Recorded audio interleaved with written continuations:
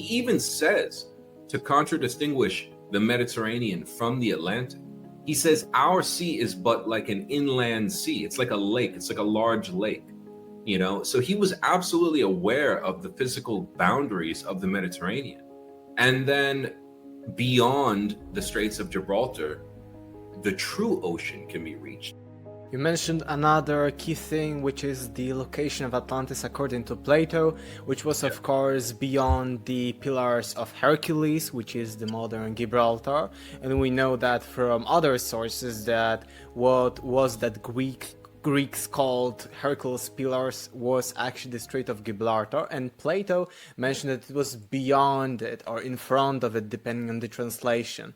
That's which shows us that it was beyond the Mediterranean. And even as you mentioned, Plato says even more about it, that there is something beyond what we call the ocean, and that there is some land that is surrounding this huge body of water, which when we actually switch the map and we look from the perspective, if we were sailing, for example, from the Straits of Gibraltar beyond to the Atlantic Ocean, which is also the same name as Atlantis, we've got Atlantic Ocean, Atlas Mountains in the north of Africa, and we see that the Americas, both Americas, North and South, with of course the Middle Americas, actually show us a continent that surrounds the Atlantic Ocean. We've got only places to leave this ocean at the north and at the south. So this is a very interesting detail which can show us that Plato had knowledge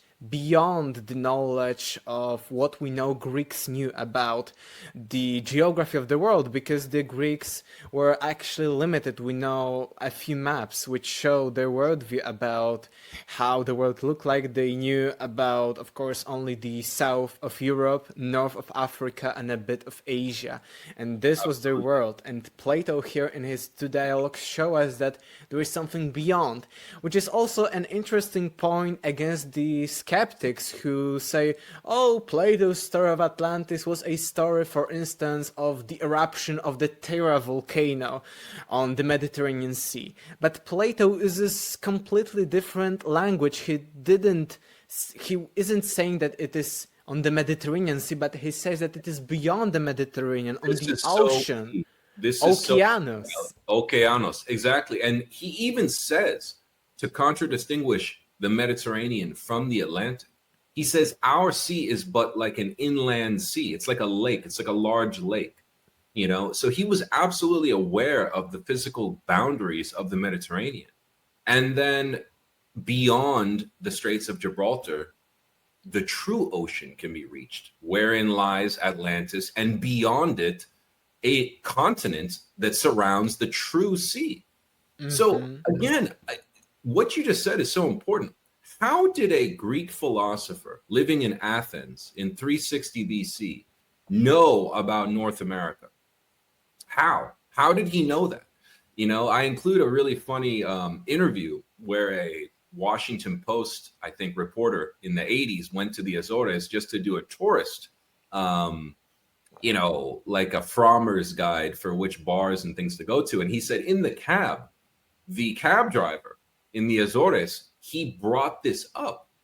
And the guy said to him, well, I mean, I pre-internet, he said, well, I don't know anything about Atlantis. And he says, well, you're on the mountain peaks of Atlantis. And he pulled out the dialogues of Plato and he says, look, how did Plato know about America? And the guy says, wait, Plato knew about America? I never read that, you know, and I don't think a lot of people know this, you know, and I think it's important because it's not that Plato knew or had direct knowledge of North America. It's that Solon was in touch with the Egyptians, who I would argue are a remnant colony of Atlantis, and they preserved that knowledge, you know, and later there's a lot of evidence that the Phoenicians, thousands of years before Columbus, had actually reached parts of, say, Brazil, and possibly even North America. And how did they have these maps and this knowledge of the true ocean?